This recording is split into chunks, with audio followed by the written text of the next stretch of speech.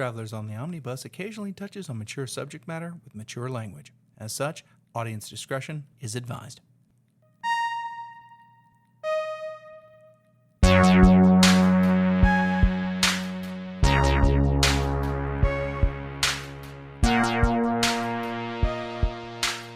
That's it. Welcome to Travelers on the Omnibus, a nerdy field trip through pop culture that's nerdy. I'll do it again. Come and meet the letter people. Come and meet the family. Words are made from the letter people. A, B, C, D, follow me. Some of the people in Mississippi who are our age will probably get that. People of our age who are literate. We're going to get Smooth McGroove. Well, I mean, that does. Smooth McGroove has talent. What are you talking about? Goddamn. We're going to get flagged. Oh, I'm James McCarthy. I'm Brady Davis. I'm Jody. Statistically, some of the people. I like how you interrupted their intros. Well, I got to get my shit out. Y'all kept doing y'all's shit.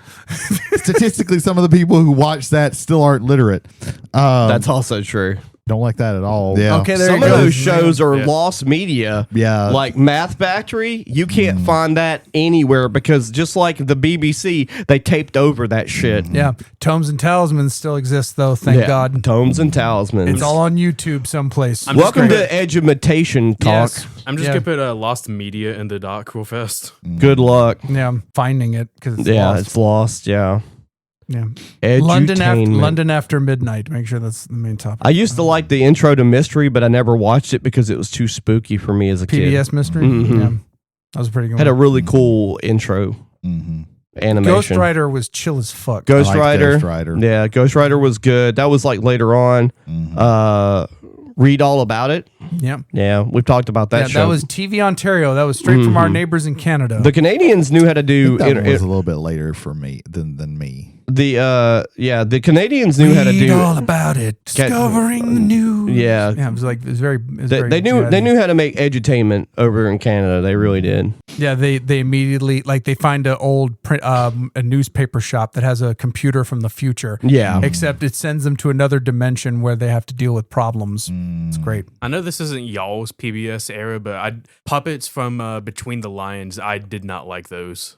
I didn't like the way they I have looked. no or idea anything what like you're that. referencing. Yeah. I vaguely know about Between the Lines. I didn't watch it. I just wanted to mention it. Yeah. Just to throw It my was- hat in a It conversation. was close enough that like I knew about it, but I didn't. I was way older than I should have been when I watched Redwall, but I watched it anyway because it was really cool. Redwall is the shit. Yeah.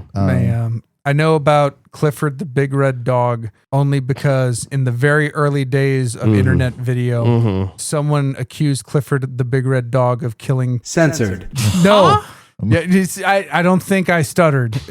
Clifford the Big Red Dog is actually the murderer of. Censored. Y'all keep clapping. I'm gonna edit your voices. So You should just- okay. Just leave it in then, bro. Yeah, Sure. there you go. There we go. 10 people listen to this show. Wishbone I'm sure was it's fine. another big one in What's my. the story? Wishbone. I remember. Wishbone. Yeah, I remember that. That was Yeah. pretty cool. That, like most of what I know about classical literature is Wishbone. From the 90s. It's from Yeah, Wishbone. from Wishbone in the 90s. that's a yeah. Because they fair did statement. pretty accurate like breakdowns did. of what the They did. thing was about. There weren't many, but there were a lot of like PBS kid shows in the 90s that what I would consider stoner humor shows, and that was one of them. It's a Put talking that in the dog. doc. PBS shows. PBS shows, yeah, Yeah. for sure. For sure. Also, weed-inducing cartoon shows, and in parentheses, SpongeBob SquarePants. Yeah, I'm certain all of us, we love the weeds. So, Yeah. we'll be able to talk really. I can't Well, leave about- until I have a big bowl of weeds. I can tell you that watching Liquid Television made me feel like I was tripping I balls. mean, Yeah. there's sometimes.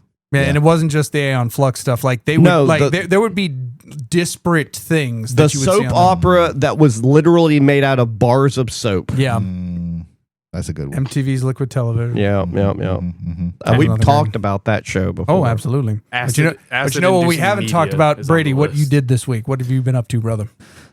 Okay, so I was over at a friend's house this weekend, and they didn't want to watch like a horror movie or anything like super serious or anything like that.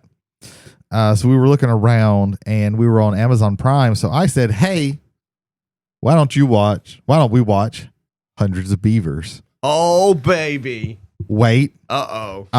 so like it. they watched the trailer and didn't seem too enthusiastic about it, but they pressed down and got the, well, if you want to watch Hundreds of Beaver, here are these other things. Now, I don't know if you know about Amazon Prime, but man, when you get down into the bottom of these lists, it is the dregs. So we ended up watching, because they insisted, Spaghetti Man. Oh no. I want to stop you right here. I need you right now to out the friend's house you were at, because if these might be mutual friends of ours, and I need to disown them immediately. Well, here's the thing. It wasn't actually the worst movie I've ever seen. Oh, okay. Instead, because they didn't want to watch Hundreds of Beavers. Yeah. But they wanted to watch Spaghetti Man. And apparently next week we're watching something called Apocalypse Clown. I'll let you know about that as well. I have a simple question. They have to watch Hundreds of Beavers. Is the main character a guy with a brown paper bag over his Yeah. head? Okay. So here's what happens with Gotcha. Spaghetti Man. Let me It see is this. the lowest of low budgets. And from what I can tell, there's very little information about it. The only thing that's on the only IMDb trivia is that 45 pounds of spaghetti were cooked and used in the making of this movie. It's just the unknown comedian, but not the unknown This is comedian. like a comedy troupe, I think, that are doing these, because some of them are No. better actors than the others. So Did you pay money on Amazon no, it's Prime? free on Amazon Okay, Prime. I'm You sure just it have to is. watch like 2 Is he- minutes of commercials beforehand. Because guess where else you can watch it? Tubi. Yeah. Mhm. Yeah. You know what else you can watch on Tubi? Shark Side of the Moon. And I guarantee you that's more entertaining than Spaghetti I Man. can confirm you can watch that on Tubi. So I've watched it. Spaghetti on Tubi. Man is about this guy. You don't need to know his name. I don't know his name. Who fucking cares? Who's a big slacker. He's a big piece of shit. And he eats radioactive spaghetti and becomes the Spaghetti Man, where he can conjure spaghetti from his hands. So he decides that he's going to be a superhero, but he's a piece of shit. So he decides that what he's going to do is rescue people and then demand money for rescuing them or help them with things. He starts a Craigslist. This is an older movie where Craigslist was actually used by people. His spaghetti powers grow. I'm just going to go ahead and his friend who works at the police department but is too fat to be a cop gets mad at him for, taking advantage of people in his eyes. So he comes up with a plan to hire these people to stop him from doing one of two things, either stopping him from being a superhero or turning into being a more altruistic superhero. And he also teams up with this guy who follows him around. He's basically the dude from Nightcrawler, because he follows him around and takes videos of it and then sells the videos, so he gets a cut of that.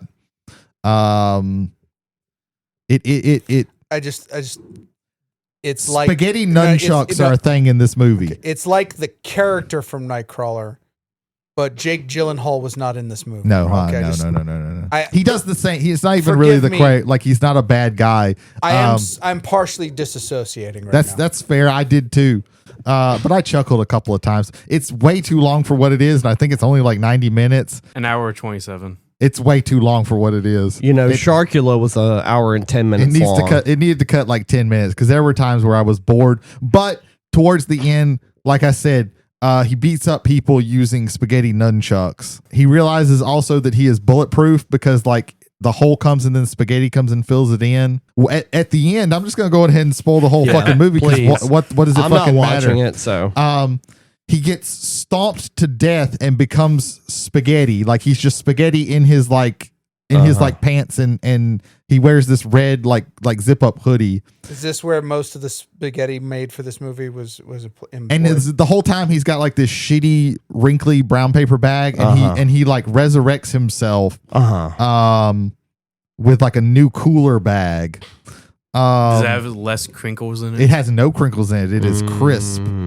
And the eye holes are not just punched in. They're cut out, and they're a superhero mask. Yeah, it's a movie. It wasn't the worst movie I've ever seen. And there were several moments where I was like, what the fuck is this that we are watching? Everybody else fell asleep also while we were watching the fucking movie. So it's I'm watching Spaghetti Man for no goddamn reason. But I didn't know how to turn off their TV. TVs. So one time at Ole Miss, friends of mine threw me a surprise birthday party. Mm-hmm. And as a joke, they said, we're going to watch Showgirls. Oh. Now, we had already seen show, and it became like a meme for us. It's like, and I walked out of my own surprise birthday party. So, that ladies movie and gentlemen, I want to remind you, I don't care what the party's for. You always can walk out. That's true. Even if it's not a party, even if it's your party, even if there's no party at all, you can walk away. There's a scene in Ninja Exterminator where a 45-year-old ninja answers a call Why? on a Garfield phone. That sounds way more interesting to me than... And what's the fucked thing that up makes there, it, though, is like the main guy, he's actually a pretty good actor. It's just everybody else is pretty terrible. Right. Like the best friend is hot ass garbage. Yeah. Like he's atrocious. But mostly what he does is he stops people by flinging his hand. It's basically like Spider-Man, except But it's spaghetti? a wad of spaghetti that hits him in the face. Gotcha. And sometimes it doesn't do anything, but sometimes it knocks people out or breaks their leg or something like that. I can't believe after that they want you to watch something else that's not Hundreds of Beavers. Like, come on, bro. Give Hundreds of Beavers a chance. That movie's amazing. once again, you can always walk away. You can always leave. I thought I had a bad week, man. I'm sorry. Shit. God bless. Fuck. So I did that. That was the thing. Oh, good. that You I did other watched. things. Oh, thank God. I watched another movie that is markedly better. Novocaine. This is That's the, That's the Jack Quaid. Jack Quaid. Dude from The Boys. Jack Quaid is a guy who has a genetic condition where he cannot feel pain or hot or cold. Mm-hmm. And you might think, oh, that's a superpower. No, it's not. He has to set a timer for his bladder or else it will explode because pain is how your body tells you that you need to go pee. He can't eat solid food because he might chew his tongue off accidentally. Oh.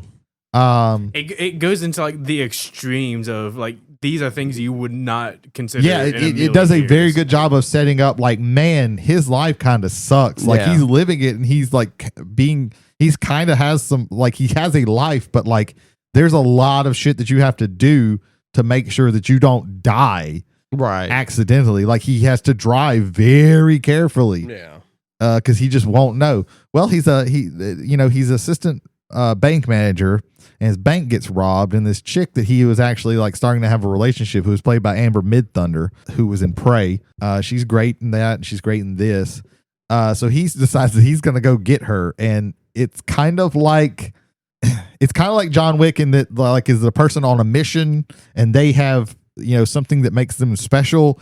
But he can't fucking fight. So he uses like his just ability to not feel pain to complete, like, it's interesting because the whole time, he is fucking himself up horribly with everything that he does. And it's a pretty solid movie. It's not like the best thing ever, but it's a I pretty, saw the trailer for it a little bit ago, and I thought it was an interesting concept. yeah, it's pretty good. It's pretty solid. And Jack Quaid's great. Like he's charming as a motherfucker. So it's fun watching him and fuck up. Like there's one part where he's fighting this big ass dude and he gets thrown into a mirror and the shards go everywhere. So what he does is he takes his hands and he punches the glass until he has the glass in his fucking hands. Taipei deathmatch. And he starts like punching the guy and like scratching at his eyes and shit. Yeah. Because he can't feel it and he just doesn't give a shit about like fucking himself up. It sounds like forever. they leaned into it really good because Darkman had that ability, but they never really utilized it in that movie. Yeah, it's. I mean, I'm not even spoiling this because it's in the trailer. Right. Like he's fighting a person in like the back of a restaurant, and the gun that he has goes into a fryer that is actively frying. Yeah. And he's like, the guy's coming at him, and he looks down. He's like, "Fuck!" And he like sticks Just his grabs hand in to get the fucking gun. Yeah. And he has a fucked up hand the entire rest of the time. Like it is the grossest shit. Yeah. So yeah, Sounds that's entertaining. It's a good movie. I would say check that out. What definitely. platform is it on? It is on Paramount Plus. Mm. So I need probably nobody Novocaine. can see it. I don't have Paramount Plus. Are you tired of purposefully. watching Star Trek? You have something else on Paramount Plus to watch now. They have the And- Twilight Zone. I have that marked Okay. down to watch. And Amazon. Probably through a probably through a renting. subscription. Premium subscription. Yeah. Yeah. So you have to have Paramount Plus you have through to get Paramount Amazon. Plus through Amazon. Yeah, or rent it. Yeah, I mean, if it's $4 to rent, I need Jack Quaid from Novocaine, Mhm. and I need fucking Harry Potter. Goddamn it. Daniel Daniel Radcliffe Radcliffe. from Yeah. Guns Akimbo to do a Oh, crossover. yeah. movie. yeah. Fucking amazing. That'd be pretty good. I love the fact Daniel Radcliffe's just like, okay, I've already made my money. Let's make weird shit. him and what's his name from the Twilight movies. Oh yeah, Robert Pattinson. Robert They just do whatever they Kristen want. Stewart is also doing the Like same thing. Horns. Have you ever seen Horns? It's actually really good. It's Radcliffe. It's really Anytime good. someone talks about Novocaine, I always think of Daniel Radcliffe in Guns Akimbo. Yeah. Yeah, I always think of it. I'm sorry that immediately. didn't make money at the box office. Right. I wish that had been a big hit. 'Cause Right. I need Jack Quaid to be like established. Mhm. Period. Because he's so good. Yeah, He he's just really, is. really good. Really, really good. He's solid. He's got good chemistry with Amber Midthunder too. Nice. I don't think I've ever seen him have bad chemistry with anybody. To be Right. quite honest. Like he's Really believable in The Boys. Yeah, Yeah, I think the times he's had bad chemistry, he's supposed to have bad chemistry with the Mhm. character. Yeah, so I think it all kind of works out that way. But Novocaine is pretty solid. If you get a chance to watch it, watch it. Then the last thing I did was I finally beat Lunar 2. Oh, nice. Yeah, it's really fucking good. It does like I think it's close to like I wouldn't say it's the perfect sequel because like I think it could add a little bit more, but it does like change up things. Really, and more of the story wise, it's perfect because it adds a lot to the first one. Even though this one takes place like 1,000 years later, Right. but like it adds to that first one and recontextualizes some things and makes you think about some things, and it's also really good. Your main cast is very strong. The characters are interesting. I'm glad that I finally got to be able to play it. This is still like now, this is now I can say like this is one of my favorite like franchises, especially when it comes to RPGs. Because I've always loved Lunar 1 and Lunar 2 is just really, really, really good. Yeah. And It's Silver Star story complete, right? Or is it that's just the first one. That's the first one. Gotcha. Eternal Blue is the second one. Yeah. Yeah. It's really good. I thoroughly enjoyed it. It does add like little things. It changes some things around. So going like from one to the next one, like you have to get used to like, oh, this doesn't work exactly how I thought how it worked in this other one. So you have to kind of reset the way you feel like things, like just to being able to like, you don't move as fast in the dungeons and there's no random encounters. It's all like you see the enemy on the screen, and if they touch you, you go to a fight. It's a little bit harder to like run away because you have to like you move slower and then you have to press a button to run, and you run in like a short burst. So you have to time things a little bit differently. But yeah, good game. I really enjoyed it. Really glad that this whole series got the remastered treatment. Yeah, so that's me. Yeah, so I picked up the physical copy for the Switch. It was I was looking at it for like I was looking at the digital version, and it was like $10 more for the physical copy. It's like Yeah. okay, I want physical forever. So that'll be coming in for me next week.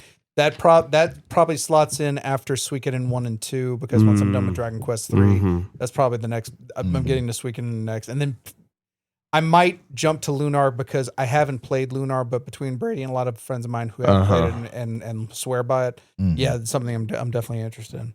All right, Jody. So my copy of Lunar Remastered came in. Ah, cool. I haven't got a chance to rip the cellophane off of it yet. Also, Unicorn Overlord was on sale for $30 on Switch on Amazon. Suikoden 1 and 2 were on sale. I didn't end up I'm pulling the trigger. gonna look out for that because the last time I checked the other day, because I've actually been checking Amazon recently, and I'm gonna get into that in just a second. It's a very short topic thing for me. I'm picking up JRPGs on the Switch when they're on sale right now because that's what I'm doing. I'm collecting JRPGs for the Switch, and eventually I will be playing them. So I got Unicorn Overlord, like I said. I got Lunar Remastered as well. Again, I've got the Final Fantasy digital remasters that I haven't played. I haven't had a chance to play those yet either. I'm looking forward to picking up the next few that I'm looking forward to picking up is Suikoden 1 and 2, the new Final Fantasy Tactics that come with, the new voiceovers, new story with the original game as well. And also I need to pick up Triangle Strategy, but I don't know if that's ever going to be on sale because it's perpetually $60 because, that's just the way it goes. I watched Wicked Part 1 on Peacock this weekend, and it was all right. I'm very overcritical of musicals, especially ones that I care a lot for, as far as like the songs and things like that. Like I've seen pro shots of Wicked before, and sometimes it's really difficult for them to capture the magic from a musical on the big screen. And another thing is that the stage production of Wicked is 2.5 hours long, and the Part 1 movie is 2.5 hours long. So that's the thing. Besides just some odd choices, I did like Jeff Goldblum as the wizard. That's a really cool take on it. He played him pretty well. He didn't over Goldblum the character like he normally does. He was very subtle with it, which is different from him. Most of the time, he kind of seemed a little toned down. He toned it down. I'm sure that was a directional. So one of the production and director people probably told him like, we need 10% Jeff Goldblum. If you want to see him at his Goldblumiest, you should watch him in the Thor Hulk movie. Ragnarok. Yeah, you can't get more Goldblum than that. The Lord of Lightning. Yeah. So I saw Wicked. I watched the Money in the Bank pay-per-view, wrestling, WWE. It was fine. Predictable in a lot of ways, but that's also fine because with wrestling, just like with cinema and TV, I mean, some things have to be predictable when it makes the most sense to go in a certain direction. And I think they went in the right direction for the most part in most of the stories that they were trying to tell. I think the Judgment Day needs to eventually end. Jesus Christ, that faction's been fighting for 1.5 years now. It's worse. Yeah. It's not that they've been fighting. It's that they've been at tension for 1.5 years. Yeah. Question. With the whole Our Truth situation around killings. Yeah. Do you think they had a different ending for the they had to change they had to change the show. He was fired and they brought him back because the fans his contract was not renewed. His contract, same difference. I agree with Brady on that. But do you still get Cody and Jay winning over John and Logan? Yes. Probably, yeah. Probably. Cody has to pin John Cena there. Right. Mm-hmm. Yeah. That was my only question with that. Yeah. I'll say something. Yeah. Seth Rollins deserved to win Money in the Bank. There was no one else to win Money in the Bank. Yeah. And anyone else thinking that, I don't care if you just got off of a triple shift at the hospital and you want to eat delicious chili cheeseburgers. If you're going to come at me with stupid fucking statements, prepare to have me fucking throw them right back at you. Don't you love it when people eavesdrop on your conversations in a public place? Also, if you think Chani was worse in the movie than in the book, prepare to also have that thrown back at you as well. How could she have been worse anyway? Spoilers. Spoilers. I recently got the DLC for Dead Cells, which has been out for a while. That's the Castlevania shit. The Castlevania DLC and also the original Dead Cells DLC as well that I had not gotten before. And I'm enjoying that. That's really fun. I'm running through the game on the hard setting right now, the first cell. So the enemies are more difficult, and the harder enemies that you normally don't see until later in the game is on the first stage. So that's been fun.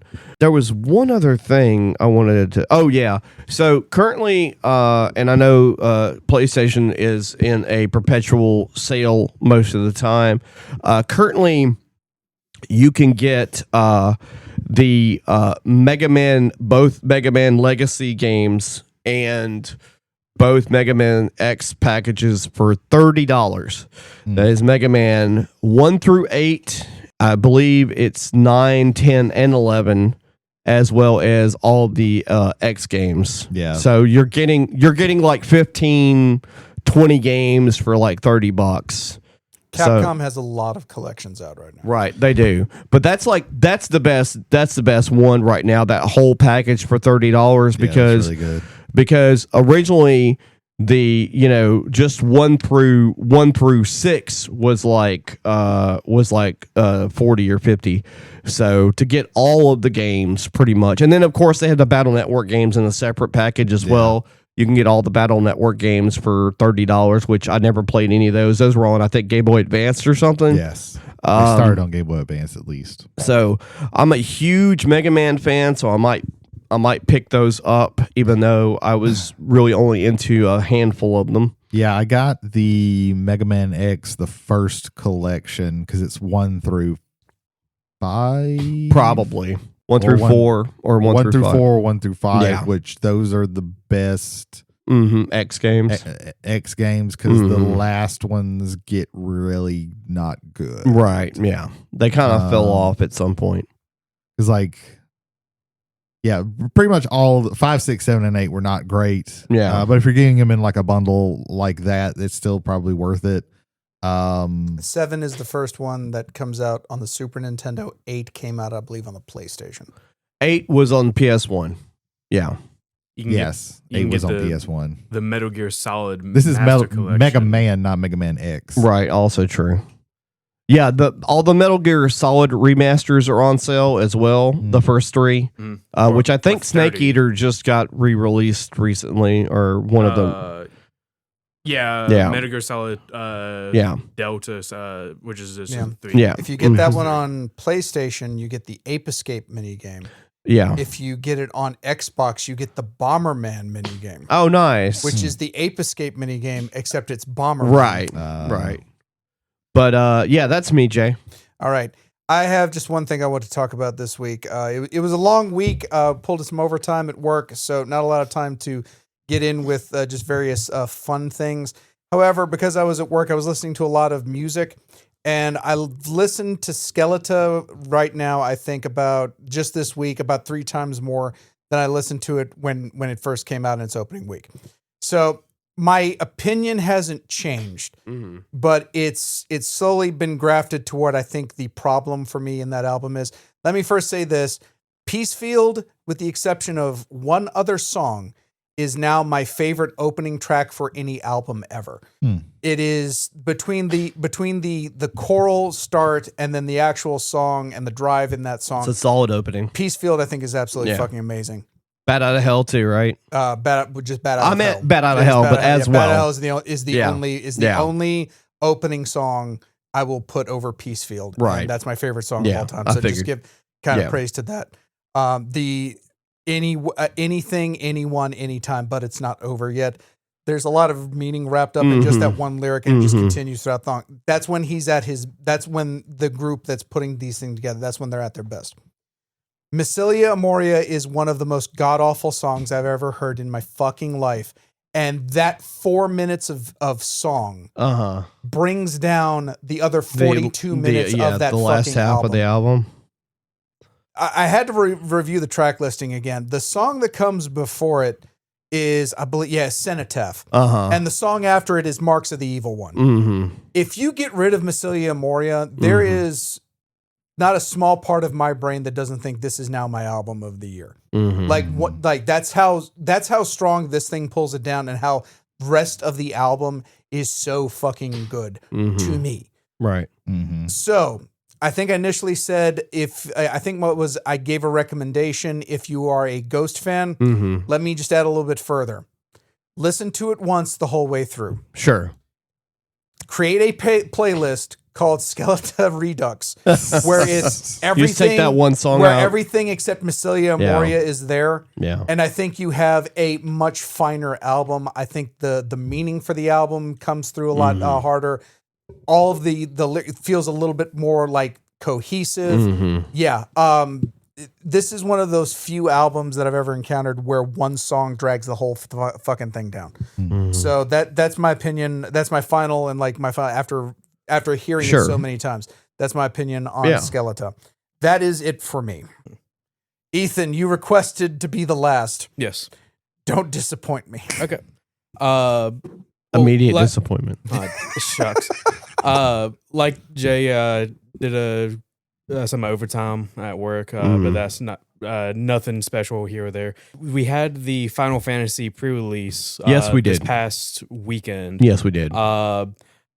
I very much enjoyed it. I enjoyed it a little. Yeah, it was a good Yeah. time. I enjoyed it a little more than I anticipated. Me too. Where Yeah. I didn't go to the one over here, but I went to the one that was only 5 minutes from my house. like it's one of those things where like I know that there's going to be like a lot of like high end cards that people go like seek out for. Yeah. I got a collector box and I got some really good pulls. Yeah. And I ended up making a new deck, 5-color deck out of it, which I happened to pull it and also get like some really good Support. support for Yeah. it. Mhm. Also some things that I had at the house and just Right. throw it together.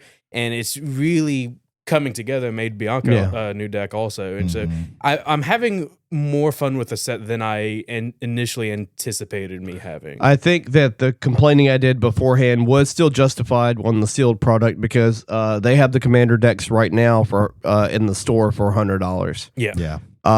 And the sealed product is ridiculous, but singles, with the exception of the chase rares, the Yeah. few chase rares that are through the roof, are now already taking because of how many packs are opening. So I'm happy about that.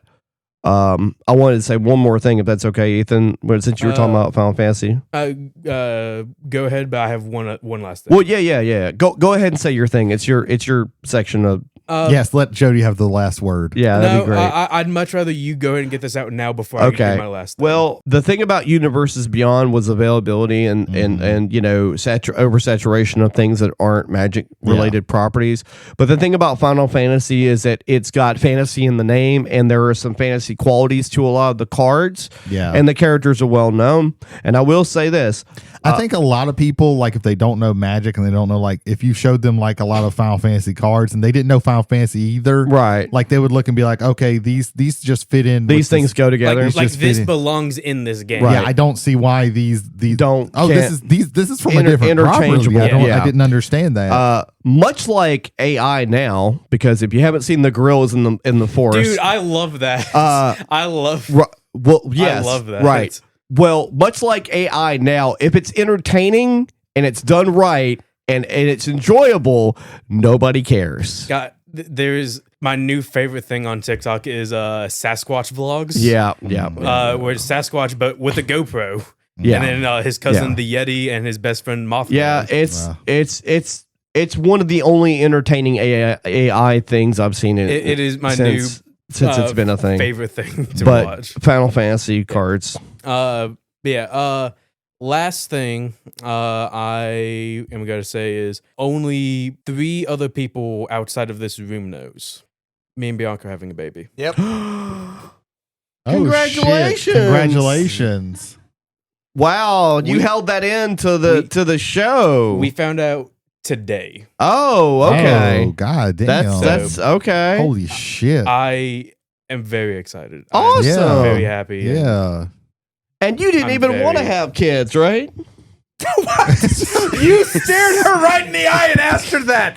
Jesus Christ, man. Anything for a bit. Yeah. Is it Yeah. do you know if it's going to be a girl or a boy? It's probably They too just early. found out It's probably today. too I don't know early. how this works. Yeah, you've Me never neither. experienced Me that. neither. I do, but not at this level. But Hey, it's been a while, but goddamn, like been I a know, while. I know that, like, if they just found out, they don't fucking know that shit. Hey, I don't Jay, know how what was science that is thing you said advanced. about things that I haven't done before? when we have a started? baby? Yeah, there you go. Yeah. there we go. Yeah. Well, So this man clued me in Months about ago. 2-3 months ago that they were trying. Oh, so okay. and so I Gotcha. I just found out with y'all, but oh this is man, not if so you much think of you're a tired now, Yeah. I'm excited. I'm Nice. excited and I'm happy. The next generation of omnibusers. There you go. Yeah, I needed to tell somebody. Okay. Yeah. Honestly, Yeah. when I'm you sure insist, that one listener in Poland's going to be really happy there for you you. go. Yeah, in Vladivostok. No, that's also Russian. Never mind. Anyway, so yeah, but no. When you insisted on going last, it's like, nah. But no, the thought did cross my mind. But yeah, no. Congratulations, Yeah. brother. Congratulations. Hold on, I have Congratulations. Wait, I have a button for this. Hang on, I'm pretty sure I do. I spawned in mustard gas. There you go. Yeah, that There No, you works. go. no. No. You know which one you Which need one? to. Which one? This one? We got you. To No. No, that was It's an pretty Ethan cool. one. It's an Ethan Well, one. no, well, both of them are, but I'm just trying to Yeah. stretch the joke. But no, is it this page? I've discovered the power of the breeding pen. Yeah, And- there no, you no, go. and- That's how the. Bianca found the mating tents. There we go. Yeah. There we go. There we go. Yeah. There we go. They're real. My boys can swim. Quarters. That's what it sounded like. Uh-huh. Anyway, moving Yeah. on. Just Yeah. bouncing against the egg. There you go. I'm putting an I was echo on just that. about to say I'm putting an echo on that. that now we're going to have to give him less shit, and then you hit him with that one. No. But that's part of being an expectant father is just like all of a sudden no. and then you just say, oh God, no, I don't want to have to deal with that. Quarters. Okay, it's better now. Hey, Ethan, are you lactose intolerant? No. Okay. Don't start smoking. All right, moving on. Didn't plan on it. This is amazing advice from Jody. You should have Jody's advice corner. Jody's if advice. you're not lactose intolerant, don't start smoking. I'll be right back. I got to pick up a pack of cigarettes and a gallon of milk. Now we, Jesus Christ. See what he's saying is that Yeah. that's No, how no, you no, I that's know how you what he's should saying. that's how you should abandon your wife and child. Now we have to do not just Ethan watches audition, but Ethan and his baby watches audition. we gotta hold it off. She does gotta make hold it cat off. noises at some point. I have the succinct feeling that if that happens, we're going to have another spider god. No, think- No, the original Hills. baby's that young. They don't hold information like that. You can show them anything. The original, You the can show 'em original, a Serbian film if you Yeah. want to. the Don't do original that. Hills Have Eyes Don't. Part 2. Hold on. Wait a minute. I apologize for interrupting, but this needs to be said as clearly as possible. Ladies and gentlemen, if you are listening to this podcast right now, do not show your infant child a Serbian In film. fact, don't watch it Don't yourself. don't show Show your anybody. Don't show show your child anybody. a Serbian film. Don't watch show- it yourself. Don't show your friend a Serbian film. Don't Serbian film. Don't say the word Serbian film in public. Just Yeah. don't Serbian film. That's all you have to remember on that one. I really do want you to watch audition with your baby. Damn, Yeah, that's that's- gonna be so fucking funny. No, That would no. be great. No, That's just- Uncle Jay says no. Just head Uncle- bobbing and just while Tell like, us- she's vomiting into the dog dish. Tell us, Yeah. child, why did you and how did you adapt a fear of burlap sacks? Why do you dance like you're in a burlap sack, just going back and forth? Like, no. What do you mean you don't want to be a ballerina? See all of these. I don't understand a thing. Yeah, and Father, it's your birthday. I bought you whiskey again. you have to watch audition. I realize I need to watch audition. and now you apparently have to watch it with your child. Yes, that's my vote.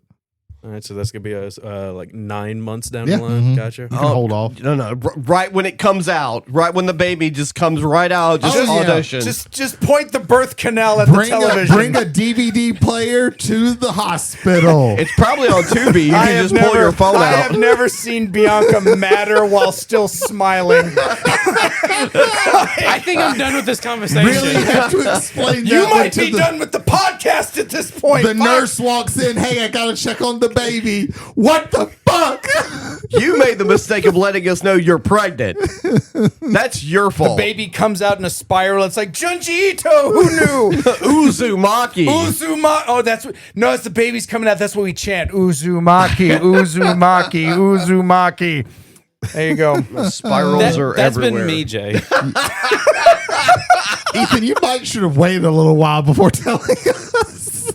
You should have waited No, 2 weeks after no, the baby 'cause- was here so that we really Now, had when no the proof kid- of It's just support. like, hey guys, I'm not gonna be here this specific day in 9 months. Now, when the kid's old enough, and I do mean when the kid's old enough, you need to watch The Hills Have Eyes Part 2 together, the original, so that you can ask the kid, now, what's the lesson we learned?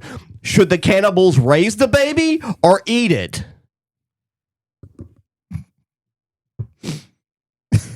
Jay, just please gonna- continue. Please continue. Ladies and gentlemen, thank you for being passengers on the bus. Are you sure this week? If you would like to leave feedback, I don't know what you'd want to leave hold on, feedback. petition for a secondary list in our document for it of movies that Ethan has to Movies I show should the baby. watch with my baby.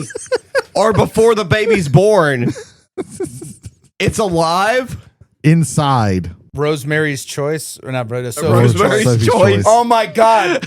I just made Sophie's Choice and Rosemary's Baby at the same Jesus time. Christ. You put it on, you both put them both on two screens, and then write the movie that comes out of it.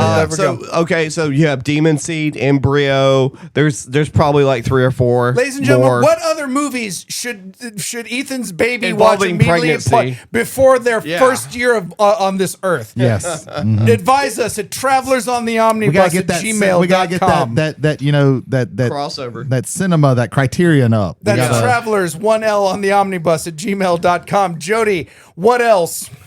Spotify? Yeah, leave comments on Spotify and take part in the polls. I know exactly what the poll for this one's going to be. It's going to be great. Oh, man. Ladies and gentlemen, again, thank you for being passengers on the bus this week. If you'd like to share this experience, again, why? With anyone that you know, friend, enemy, or anywhere in that spectrum, you can find us on Spotify, Amazon, Apple, YouTube Music through our YouTube channel, Travelers on the Omnibus, and iHeartRadio. Let's get to the second half of this thing, and by getting to the second half of the other thing. Welcome back to the second half of the show this week, ladies and gentlemen. This is a review of Part 2, Dune Part 2, rather, directed by Denis Villeneuve, came out in 2024. Story by Villeneuve and John Spates. Cinematography, again, by Greg Fraser. I mentioned that because I don't think Fraser is going to be part of the Part 3, aka Dune Messiah, so his work kind of ends here. Music, of course, by the incomparable Hans Zimmer. Released just last year on the 1st of March in the United States. Runs about 2 hours, 46 minutes. On a budget of $190 million, it brought home a box office of $714 million, making it a fantastic hit for a much beleaguered Warner Brothers and to a lesser extent, a much beleaguered Legendary Pictures who produced the film.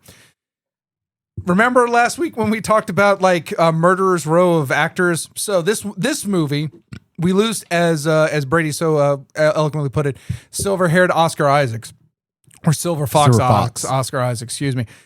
We still have Timothy Chalamet, Zendaya, Rebecca Ferguson, Josh Brolin, Dave Bautista, Stellan Skarsgård, Charlotte Rampling, and Javier Bardem. We also pick up Austin Butler, Florence Pugh, Léa Seydoux, and this guy, he likes Cowbells. He likes cowbells. Christopher Walken, which this is now the second movie where he's done something outside of it that then brings up. So, real quick, Christopher Walken, 4 years before the famous cowbell sketch from SNL, he was in a video game called Ripper. The theme song of it was "Don't Fear the Reaper" by one Blue Oyster Cult, which was then referenced as basically the cowbell song from the cow. Also, Christopher Walken, years before this movie, was in a Fat Boy. Was a Fat Boy Slim? Yeah, it was. Yeah. And one of the of lyrics, weapon of choice, and one of the lyrics in that is "Walk without rhythm, and you won't attract the worm," which is a line from Dune. Interesting. And so Christopher Walken's whole life is just completing circles, basically, is where it was. That's So I just wanted to bring that one up there, which I thought was absolutely fascinating. Normally we go scene by scene. I wanted to screw with the format this week, and I want to talk about some overall themes and then open it up to the gentlemen for other things that they want to talk about. First thing I want to talk about is action in this movie. Action in this movie is very brutal. Especially set up when there's not a lot of ranged combat that can really happen. It has to be up close, it has to be personal, and it has to be just hand to hand, man to man. It's brutal without being gory. You don't see like guts ripped apart or thing. You see some blood every now and again, but it's also equally violent. but it's still violent. It's still visceral. Even with like the subtle like early scene of like the Harkonnens going to the top of that mount, the rock or whatever, and they're just standing there and they're like trying to get away from the worms, and they're just like standing there and they're talking amongst each other, and then all of a sudden there's like a sniper shot and the guy just like falls over. They're dropping like and flies. and they start dropping shields, no shields, and then boom, boom, boom, boom, boom. They're all happening. We see a rocket launcher hit a ornithopter. And it like rattling inside the shield, and if it gets through and just destroys the ornithopters. And like the shield like encapsulating the explosion also. Just another subtle storytelling. Ornithopters in Dune 1, Atreides ornithopters, sleek, beautiful. Like even though they're insect, it's like the humming of them is almost pleasant. Harkonnen ornithopters, Dune Part 2, bulky, ugly, loud. fucking just loud beyond needing to be that loud. Blackbird helicopter-esque. Just very, very thematically. I just think it just a little attentions to detail when they hit something like that, and Villeneuve does this throughout it and across it. Fantastic. The Fremen raid, when Raban goes out, it's like, I'm gonna find these desert rats. Interesting, because Muad'Dib means kangaroo mouse.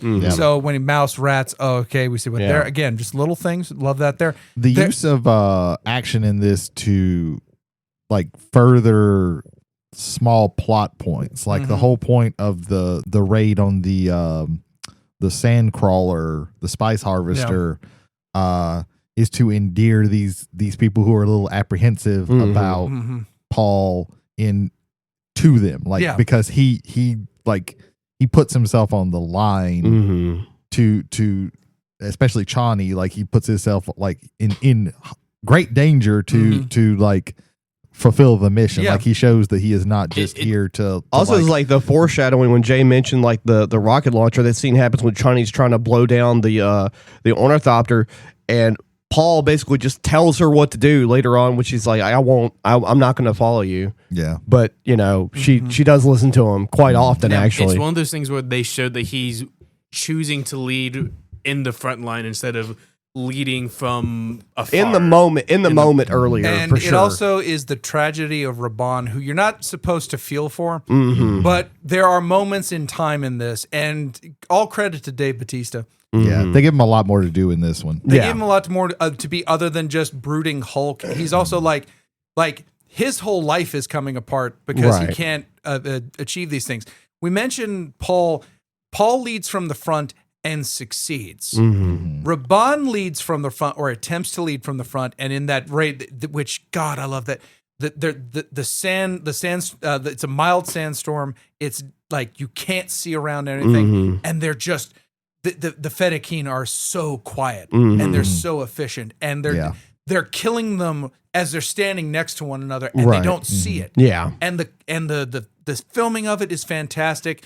You get the notion that the Harkonnens under Raban are completely overwhelmed by this person, right? And it shows the strength of the Kwisatz Haderach without having to name him. And there's so much going on in that scene that is just absolutely stellar. The last bit of action there, where Raban is hanging on for dear life with that Fremen, and then someone manages to shoot that Fremen, and that's the only reason you have to imagine is the reason why he gets away from that. Yeah, just thematically, so much is being said, told. Without having a word being also said. Like the underlying for the Harkonnens or Harkonnens, however you want to pronounce it, depending on the movie, like they seem like they are I've seen both of these several times, and there's like a tone that you kind of get from them where they're always kind of in fear of the uppers. Yeah. And like the scene when Jay mentions Raban, well, there's a scene where it's like some of these guys just don't understand who they're talking to, because when the one guy goes like, maybe you should get some rest, and he beats the shit out of him until he dies. Yeah. Or someone just, hey, are you okay? And then throat slit. Well, yeah. And they also show that like Fade Ralpha is very Oh, similar yeah. to this. Like Yeah. it's very like everybody is always on edge around both of them because like in the very beginning he's like, why don't we have why aren't there any crawlers in the south? And the guy was like, well, we can't get to the south, it's uninhabitable. And he's like, well, no, we need to get down there. And they're like, well, we can't. And then he just like slams his head on the console until he dies. Like, so And then still nothing is done about the South, which Right. will eventually doom them all. Yes. Or even later, whenever Fade Ralpha wants to go down, leave the I like ship, how and his ambassador says, I highly recommend that you don't do that. And then it's throat slits. yeah. So I'm laughing because Ethan has like the IMDb pulled up or whatever, like showing who's who, so he can try and pronounce these goddamn names Yeah. right. Yeah. Well, let's see how well he can pronounce this. So you brought up the arena scene Yeah. on the planet. What's the name of the planet? I'm curious. I read it as. Please say Jenny Bezeret again. I'll appreciate that. I read it as Getty Prime. Oh, That's good. There you go. Now, There you go. Okay. it's Giddy, but Getty's fine, except if you're talking Okay. about Rush. Okay. Now, if you're talking about Rush, but yeah, no, okay, Getty Prime. Okay, let's talk Getty about the Prime. arena scene. That's how I always pronounce so it was Getty Prime. the entire thing with First, this is to set the scene for and introduce us to Fade Ralpha. Yes, and this is another thing where action speaks better than words ever could, as Yeah. far as this goes. Oh, the conversation that happens amongst the Bene Gesserits that are like, why would we put one of our possible suitors or whatever in danger, and then the main one, what's the actress's name? That's Lea Seydoux as Lady Fenring. Yeah. Which in the book she's the wife of Count Fenrig, Yeah. who's the assassin for the Emperor Shaddam. And then she says, well, this is just for show. Yeah. This arena fight, basically. and then it's not. Yeah. It is at first. The first two, yes. It is Yeah. at first. Well, they have a couple of prisoners from House Atreides. House Atreides. Three. Arguably the last of House Atreides. As far as they know, the last. what Yeah. they To believe them, as the last three. Two of them are Jessica and Paul. and Paul were killed in the desert. Like they They, died in the desert. That's what they the desert believe, took yes. they drugged two, but one of them was not drugged Yeah. for some reason. Yeah. Plans It- within it's- plans. Yeah. The lead up to the arena scene, we see Giddy Prime Mhm. like not for the first time because we've seen it like bits and pieces, somewhat, like yeah. inside of like the main buildings Mhm. with the Baron, but like you're seeing like a full on scale of like okay. It's not your typical planet. Like they have a black sun. It's like everything is like Polar gray- opposite. like polar opposites, like Yeah. grayscale. It's either like almost. deepest black or white. Pure There's white, and yeah. and I noticed a really cool. There's a transition when Fade Ralpha walks from the outside into the inside, where you can literally see him color? like the color bleed from him Right. as he's walking into. Like it's The like this white. covered area, but like the sun's Yeah. coming through. Exactly. And I was like, "Holy shit! I missed that." The scene was filmed in infrared. Yeah, Oh, okay. And that is outside of one other scene. That's one of my favorite special effect shots. It's a really cool shot. yeah. Usually when they use like something like infrared or whatever, like it's just kind of showy and silly, and Yeah. oftentimes just makes things harder to tell the difference in. But the way it's all shot is like super Yeah. stark, and it really lets you like understand like these motherfuckers live on a totally different understanding of like if I walked out and everything was just black and white, I would probably be a little fucking crazy too. Yeah. Mm-hmm. And it's No like, doubt. We see Arrakis, the desert planet. We've seen Caladan, which is primarily Basically, Earth. basically water, Earth, but yeah. primarily With a lot of water water. all over the place. Several weeks Specifically, of heavy rain. Specifically Scotland, Right. like green and blue. Yeah. You see Khitan, which is the Emperor's home planet, and that one's more like an Italy. Mhm. That was Yeah, that one it feels very Mediterranean what Yeah. you see of it. Yeah. It's giving us another look into the major Yeah, and that's house. what I said. Yeah, of they the, all of this, feel of this, different. Like Yeah. you can this tell where entire you're thing. For at. sure. Like, okay, I know I'm not you know, You're not on Arrakis. yeah, I'm not on the Atreides planet when I'm here with the Emperor. Like, I know that these are very different places that people are coming from, and you can see like, okay, yeah, of course the Emperor, he lives in the lap of luxury, and yeah, if I lived in a fucking paradise like that shit, I would probably be pretty full of myself too. They don't go into it, but there's another planet it's called Skeleta Secundus. That's the home of the my brain does not fucking work anymore. I was about to call them Sardaukar. No, because they are the Sardaukar. Jesus Christ, Jay. I'm getting Fedaykin and Sardaukar in my brain. So the Sardaukar are the Emperor's shock troops. Yeah. It's not that they were genetically enhanced.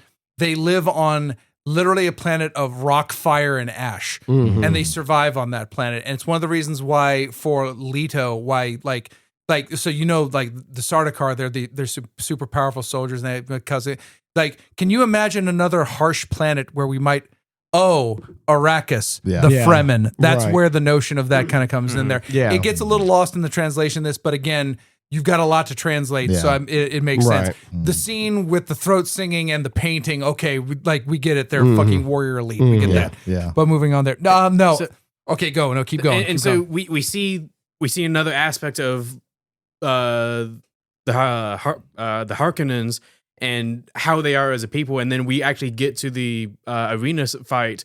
It's Fade Rotha. Weird little freak boy.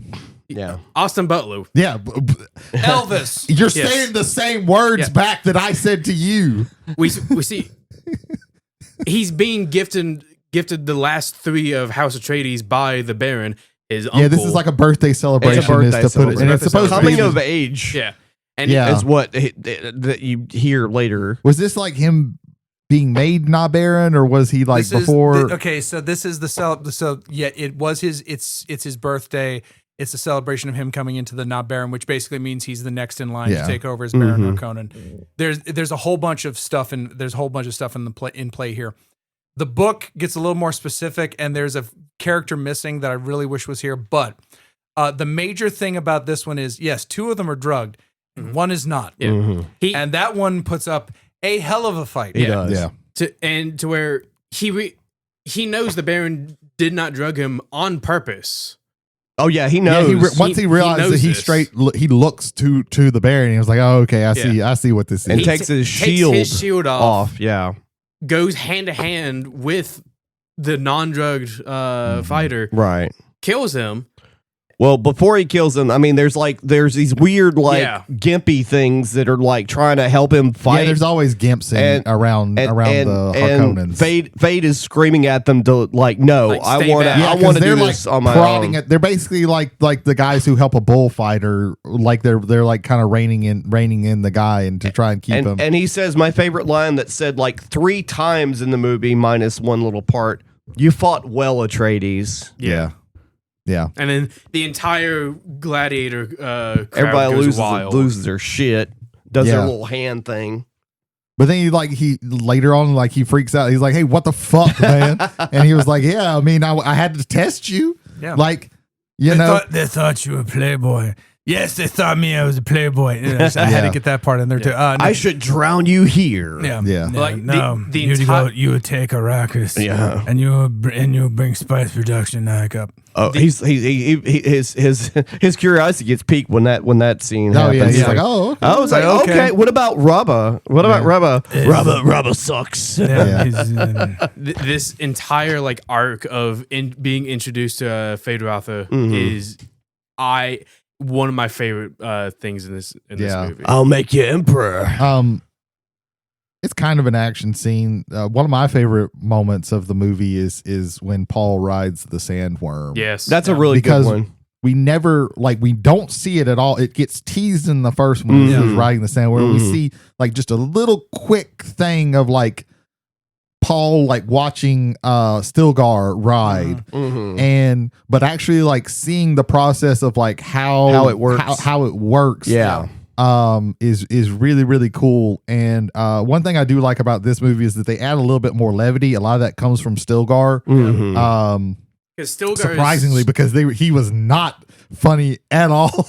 Yeah, earlier when first he's one. training, he goes, watch out for the centipedes, not the big ones, the little ones. The little ones. I think having some, and I think also the levity that it kind of balances a lot of things out, because this could be just a very dour movie throughout the Yeah, entirety right. of it. That is a But criticism of the first part, I think. I do think that some people have interpreted as it being funny when it really should be the most absolutely tragic thing about all of this. There's a sadness to it too. Like you Right. laugh, and then when you start thinking about it, especially towards the end, you're Yeah. like, oh. Yeah. Well, no, like he's willing to sacrifice himself. Yes. He is willing to die for this thing Mm-hmm. that was planted in him thousands of years before he was born. Yes. And the notion of messianic figures and the notion of I can't think of the term right now, apologies, but no, the notion of this one person that will lead you to where it goes. And this is the thing that Herbert was writing against. And I think it even gets better told, because even watching this movie, there is a point that you could take from this that's like, yeah, let's go get him. Let's get revenge for your father, and let's get for all the evil shit and all this other stuff. It's like, while at the same time he's going to commit, or rather have committed in his name atrocities that go far beyond what they've done in the first book. Yeah. Right. It's almost like Brolin's character is like the audience that's kind of rooting for him. Yeah. At some points. Well, and in the book, it's also tragic as well, because Right. he also starts believing the myth. Well, yeah. Yeah. He And buys into it. See, Yeah. for the gurney that's in this movie is Yeah. more along the lines, you need a link back to the Atreides side Yes, of things, yes. and what someone who had been House Atreides, and not just House Atreides, but a member of House Atreides that had been really done wrong by the Harkonnen, Yeah, particularly by yeah. Rabban. Yeah. So there's that notion there. I love that scene when they get reunited too. When the Yeah. when Oh, it's when one the of the best. ferment It's one of the best. in when the book. when you see Yeah. those, and I think this is the only time where you see those quote unquote sand traps come out. These magnetic traps like come Yeah, in the and, mines, and slap onto the spice. Yeah. Yeah. It feels like they couldn't really do because of course the Harkonnen sand crawlers are like really weird spider looking things. This thing's just like a Because big that's tank. just all like everything becomes crabs here on Earth, but like in Harkonnen, everything becomes like spider, gimp spider. It Gimp all spiders. evolves to gimp spider. Yeah.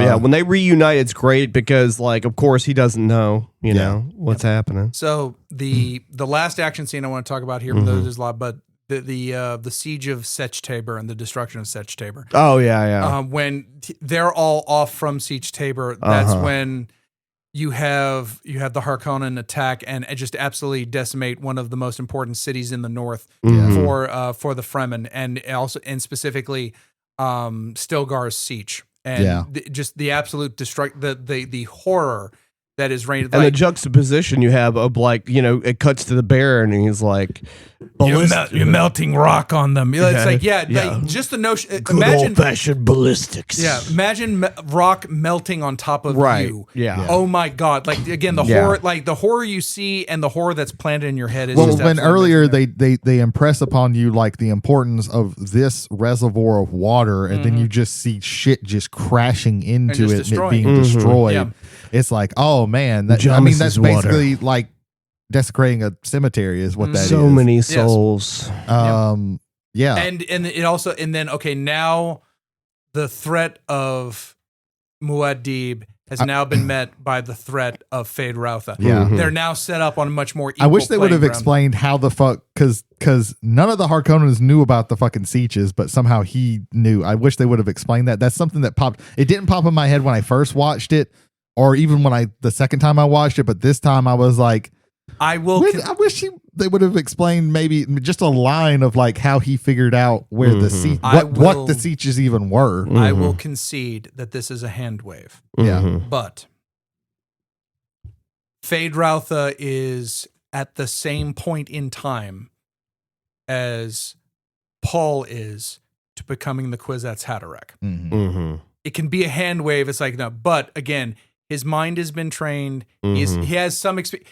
I'm curious what a longer exposure to spice would have done to Feyd-Rautha, how much Sure. more of a monster, Right. or maybe if that would have been a turning point for him. But there's a lot of these broken off stumps that I think are personally put in there. Right. To see this is a juxtaposition from what we actually get.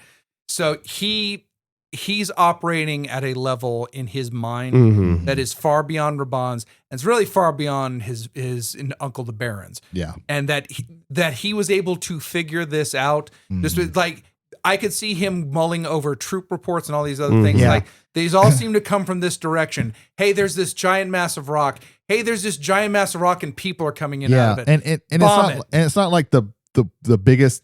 I'm not even going to call it like a plot hole. It's just kind of a thing that I did notice of like, I really wish they would have just a line or something. It could have also just been like, I mean, initially what I thought was they were just like whatever the largest rock formations that may have. But they also with the line of, oh, you're using ballistics, like that is something that is so far from the minds of most people in this universe. Well, yeah, because it's the desert. They don't have shields. They established it in the first movie that if you use shields in the desert, it brings the worms, and they're in a death frenzy. Yeah. So they're not shielded. Right. You can bomb the shit out of them and just boom, and it's done. Right. And it's like, again, right. It's something that is so in the back of the mind. It's like we would like you're dealing with a society that is not on the level of like galactic civilization. Yeah. So they're able to do certain things. They're faster, they're quicker, they know the terrain better. So there's that.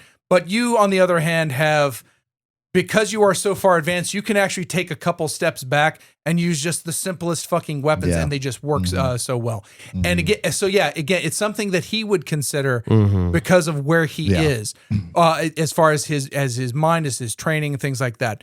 Maybe even to a little bit to his madness, because as psychopathic as we see them, he's on another level. Right. And the idea of committing, like the atrocity of killing a whole bunch of people out in the open. So to kill a whole bunch of people where no one may even hear about it, but it's killing even more of them, and it's bringing that.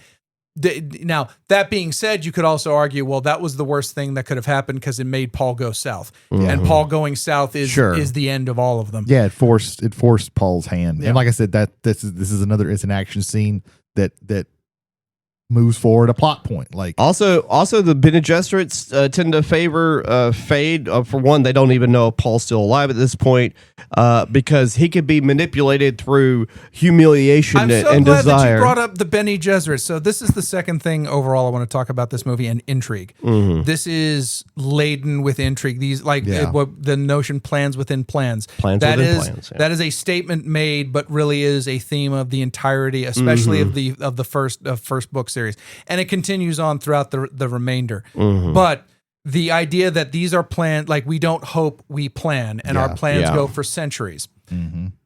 Feyd is everything they want. They want a charismatic being. They want them intelligent. They want empowered. But the most important thing, they want control of manipulate him. Because they want. It's not that they want to bring about the Kwisatz Haderach or the ultimate being. Right. They want to bring him about and control him. Right. If they have control of him, then they control the known universe. Right. And they focus so much on that they end up making a Kwisatz Haderach that they have absolutely no control over.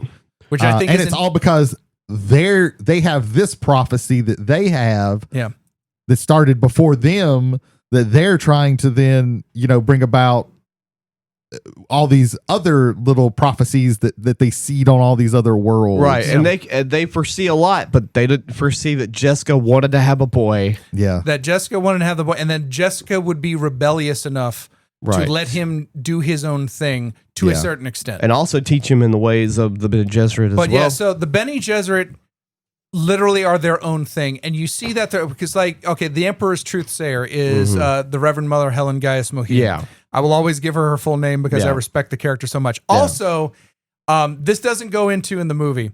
So we find out that Jessica's father is Baron Vladimir Harkonnen. Yeah. That was also in the book. They don't go into who her mother was. Right. Her mother is Helen Gaius Mohiam.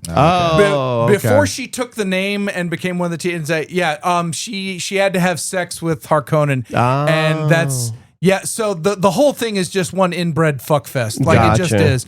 It doesn't go in... That's how royalty was in the No. in the back in the day. Right. Very true, not very true. very long ago. Yeah.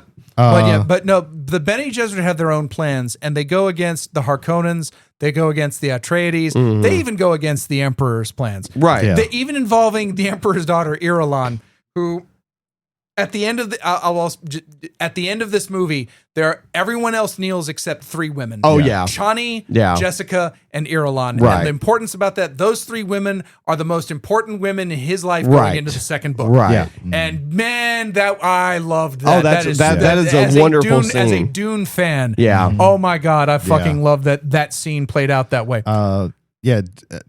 Oh, sorry. Go ahead. Oh no, but yeah, the Bene Gesserit are this helping hand to all of these factions, and really they're helping themselves to try to be able to take control of this. Well, that's like the one that seduces Fade, and then the Reverend Margot Mother. Fenrir. Yeah, the Reverend Mother is like, Yeah. it's like, how did everything go? And she goes, well, The bloodline is is secure. And then the Emperor's daughter, Irulan. yeah.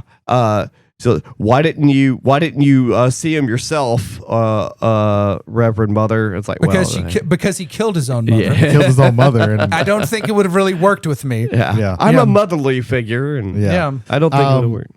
I think a big thing that comes out of this one is Jessica's machination. Since you're talking about that. Oh, No, like, that's part of it too. she Go for really it. becomes. You can say towards the end of this, Paul is not necessarily a villain, but you can see like he's going down a bad road. Like Right. He's not having the most heroic of the tendencies. His the special boy, the hero of ages, the main character from all of the hero of 1,000 faces and all that Joseph Campbell bullshit.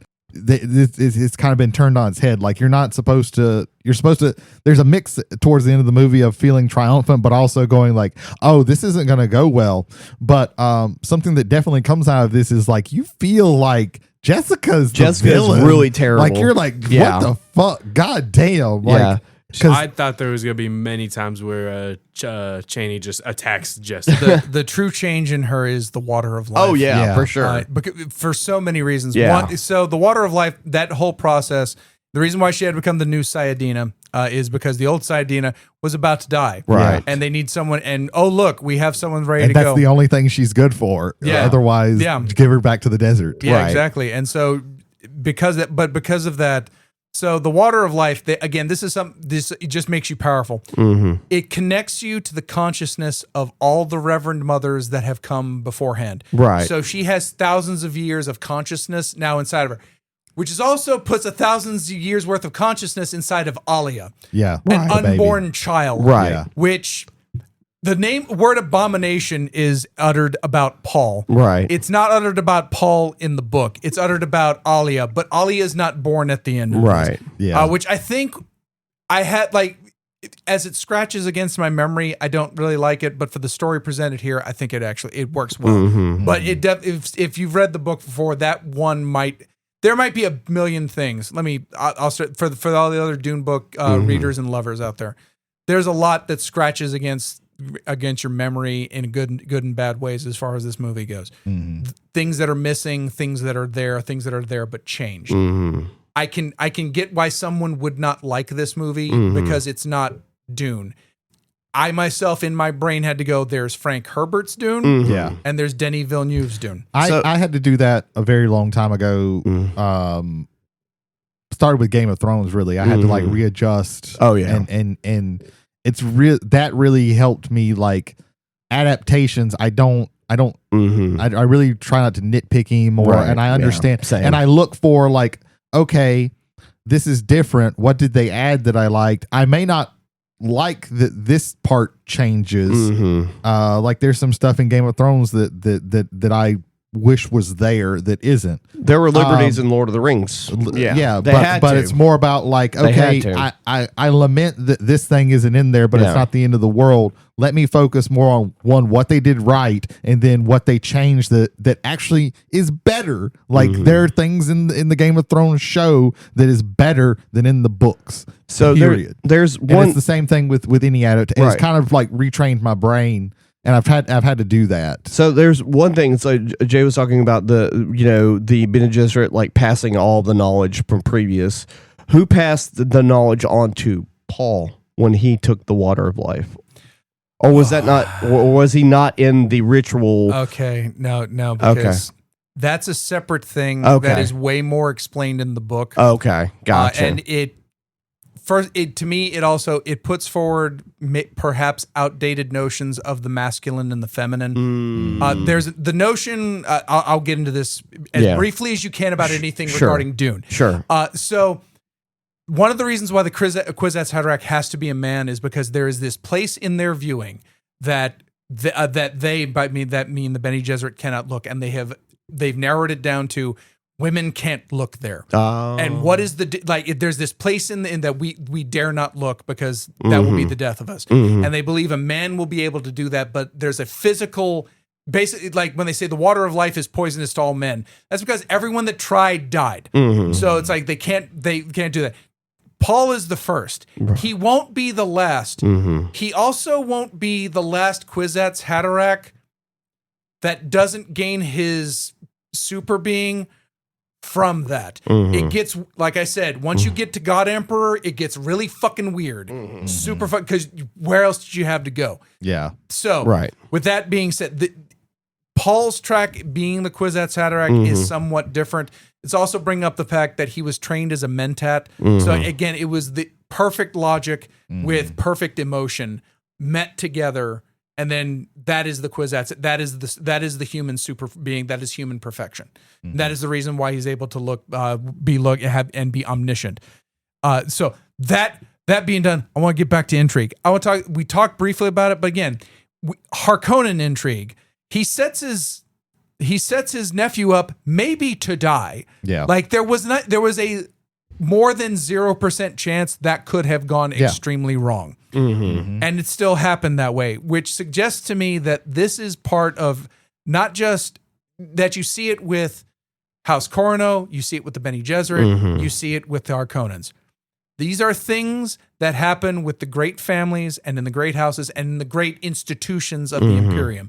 This is something that is almost day to day for them. And that to me is like one of the fascinating things about all this, because at that point, who can you trust? Right. The Fremen. And that's one of the great powers and one of the things that the Missionaria protected. It gave him the trust of people who shouldn't have had no trust at all. Fade's got to worry about his own effectively father. Right. Like, Irulan's got to be like, that's exactly what happened, Irulan, and what are you going to do about it? You're supposed to serve us. Like, what the hell? Like, her father, the Emperor, is like in the dark about this shit because they're not, and they weren't going to tell him that he was alive. No, of course. And then he was like, and then he sent a snail mail with his ring to go, hey, I'm actually alive on Arrakis. Come talk. Like, it's a really cool. That's a cool series of scenes. It's very funny that he just like. He's just a engraves politician a metal tube. With wax. Yeah. And his house's insignia. Yeah. Paul like taking off and putting on the signet ring. Yeah. That's a big really scene. stuck out. Yeah. I didn't pay that. That's a big part in the book. I that's a big part in the 1984 David Lynch movie. Dude, Josh Brolin was crying because he was so proud. Yeah, no, because his house returned. Right. Everything he had devoted his life to was gone, and the person that's supposed to doesn't want it and keeps telling him he doesn't want it. That turn is wild. We'll get to it in a minute. Well, and again, that in the book, it's even more. It's that portion, but it's also he starts believing the myth too. Right. Of course, starts buying into it. Because Paul goes, "Oh, Gurney, not you too." Yeah. No, what? Right, no, right. And absolutely, and then the intrigue just around Paul. Yes, and the two poles between Chani and life with the Fremen and not being the cause for a genocide, right? And going south and taking the water of life, becoming the Kwisatz Haderach, right? And then being the cause for the genocide. A lot of things that aren't really also laid out or explained in the movie is that when Chani finally decides that she's cool with them being together. because she sees him as different than most of the other outsiders she's ever seen, and that he looks at her like an equal, and she digs that because she's very independent. And then this whole time they're spending like who knows how long. Jay, do you know how long? Because she's like, you're having those nightmares again. It's been a long time since you've had those. So they've been together for a while in the story, but we don't know how long. Part 2 of the book goes over about a couple years, and then part 3 moves forward about another couple years. So by the end of the book, they've been together for a not unsignificant portion of time.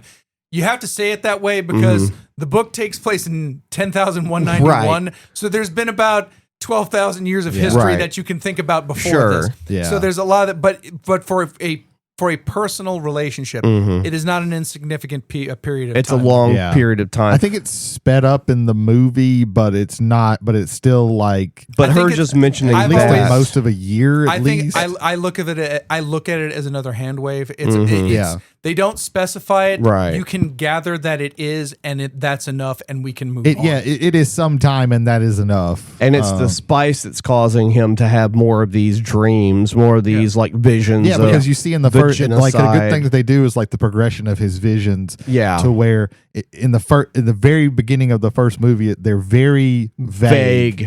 Next week, we will talk about how Virginia Madsen pointedly tells you why this happens in one of the funniest prologues to any movie ever. Stay tuned for next week. Moving back on, I want to just to finish up with Paul. Yeah, sure. Paul does not. This is the reason why I will not call Paul a villain. Sure. Yeah. Paul doesn't want this. No. But the path he's been set upon, the absolute path, has led him to this point where he has to take this.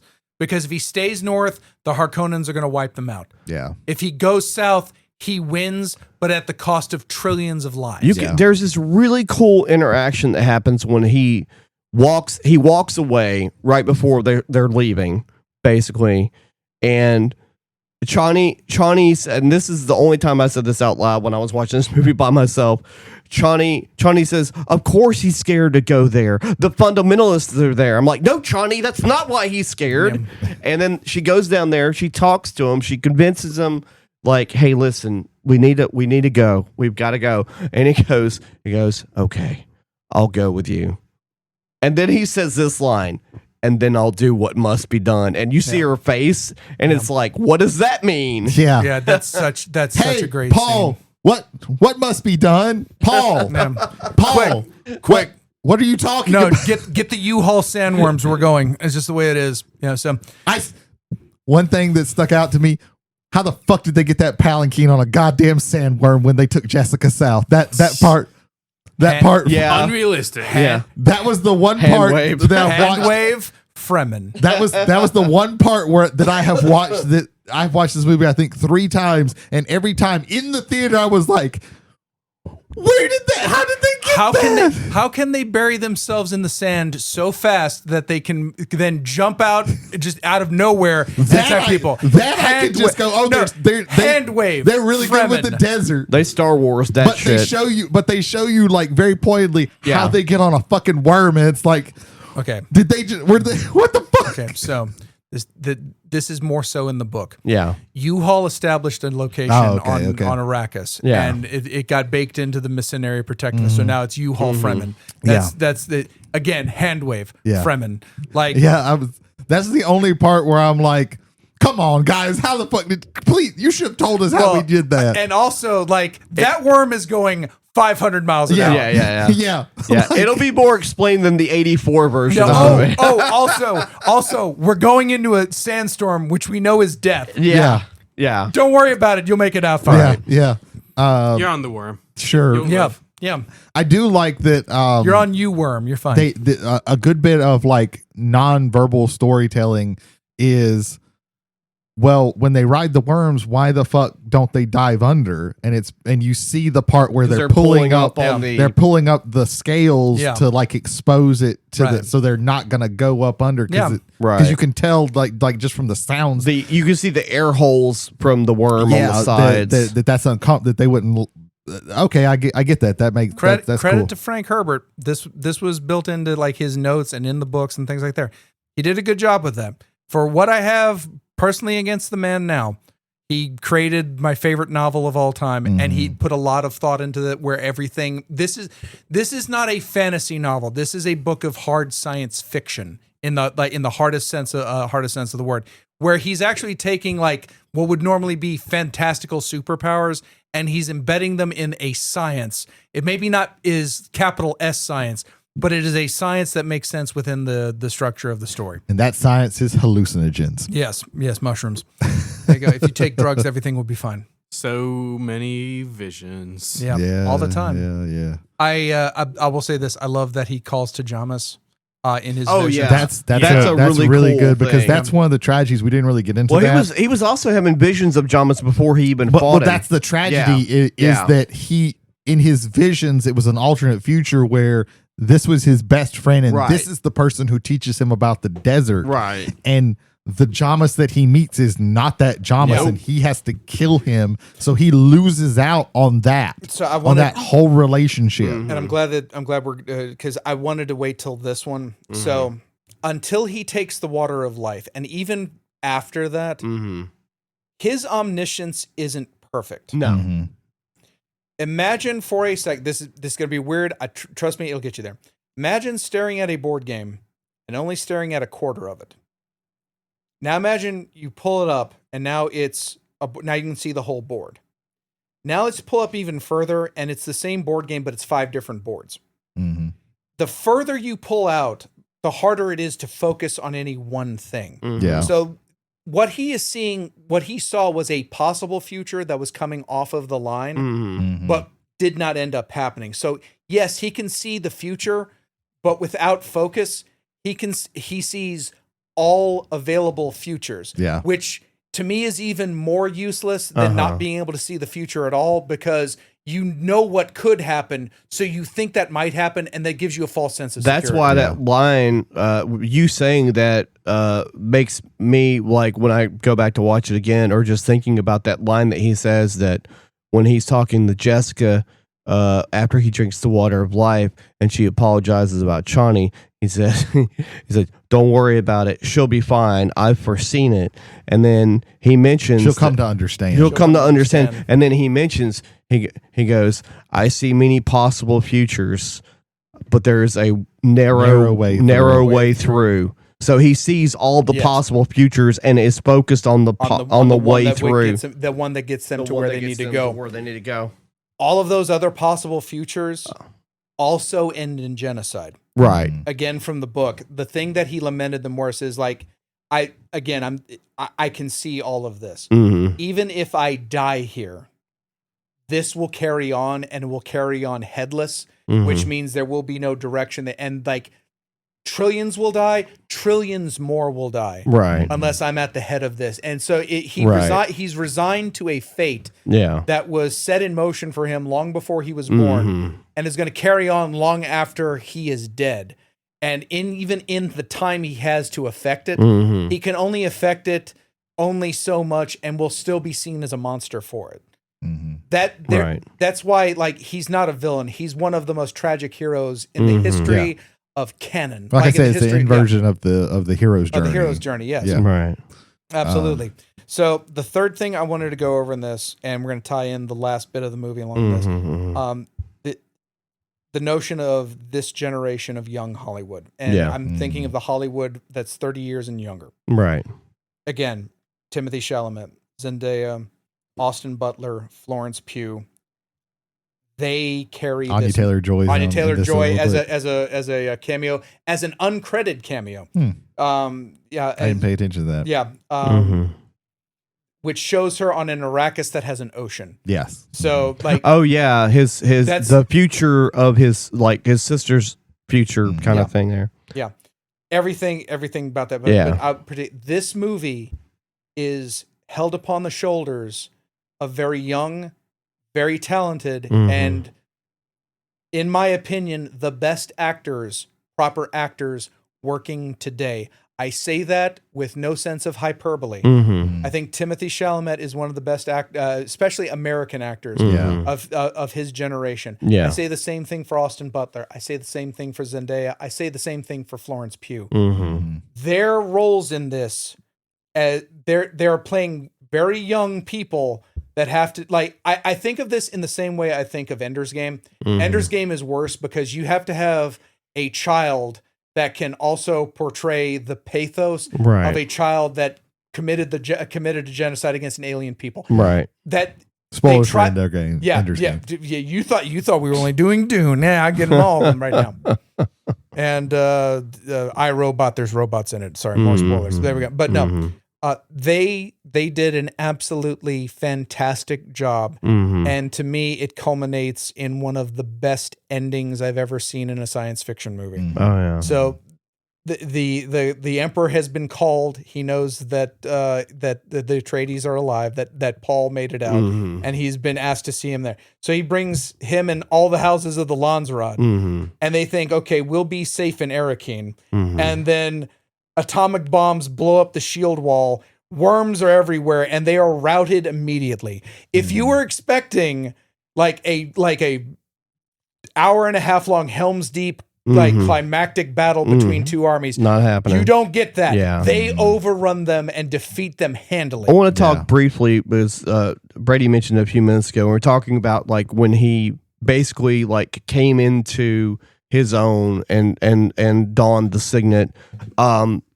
He rallies millions of Fremen by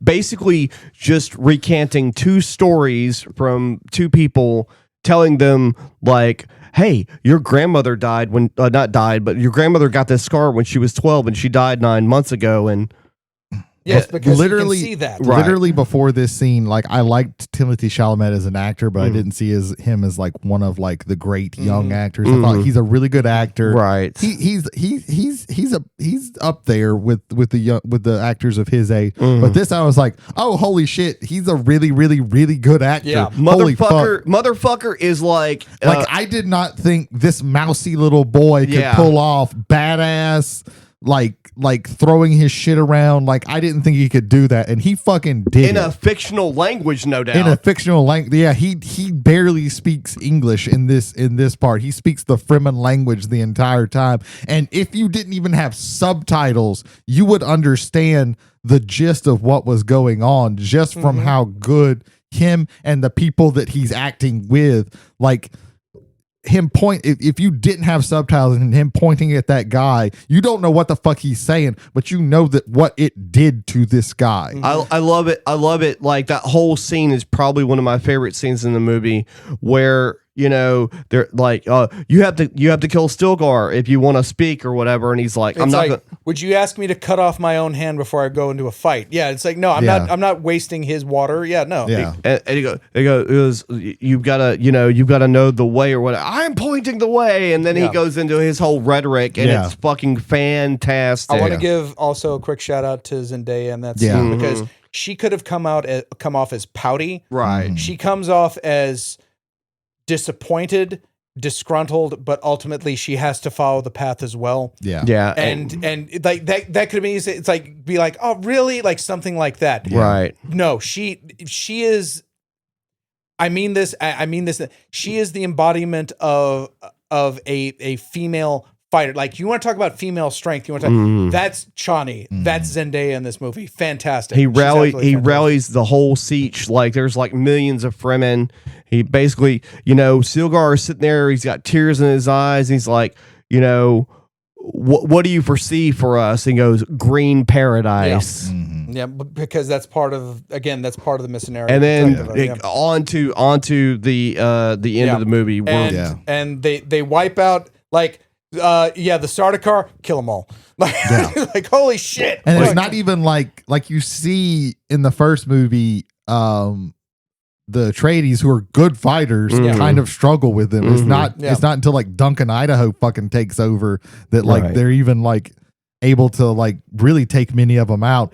And you don't actually see the fight, but you see Sardaukar run into the dust, and then Fremen come out of the dust. I love that you also get the scene where you get the Emperor and he's talking to the Harkonnens and he's like, where's this Muad'Dib character? It's like nobody can live in this. Do not even.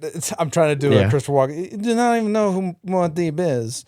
Yeah, he probably it's Paul Atreides. he probably died or got lost in the desert. He put that signet ring up his ass 6 months ago. He carried that thing.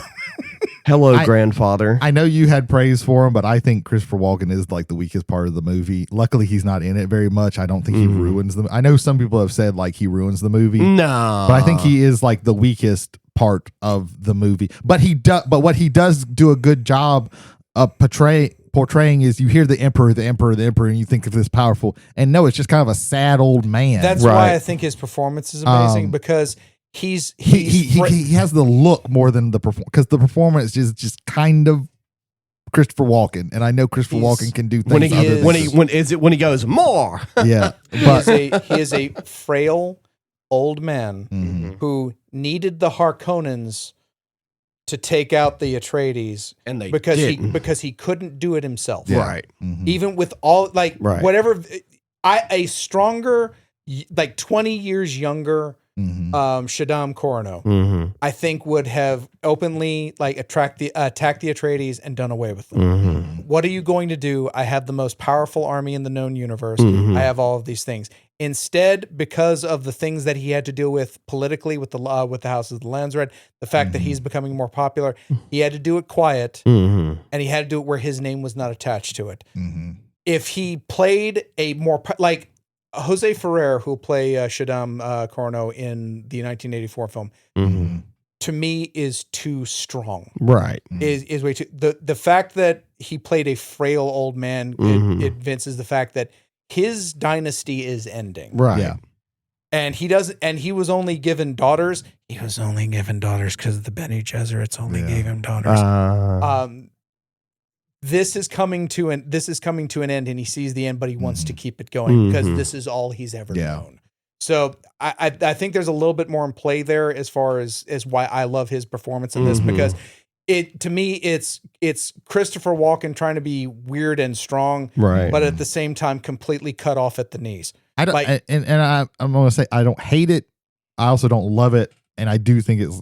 But that said, like even calling this like the weakest performance, like a lot of it's because like there's so many strong performances. Yes, in this, well, in again, this movie. like I go back to the initial thing I said.